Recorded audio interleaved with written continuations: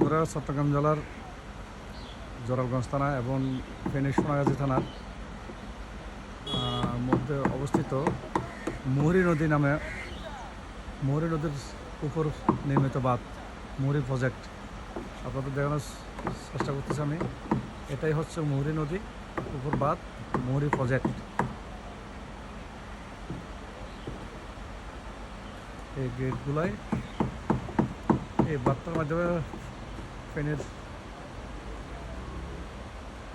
মুহুরী নদীর পানিগুলোকে বাদ দিয়ে রাখে, অতিরিক্ত হলে আবার ছেড়ে দেয়।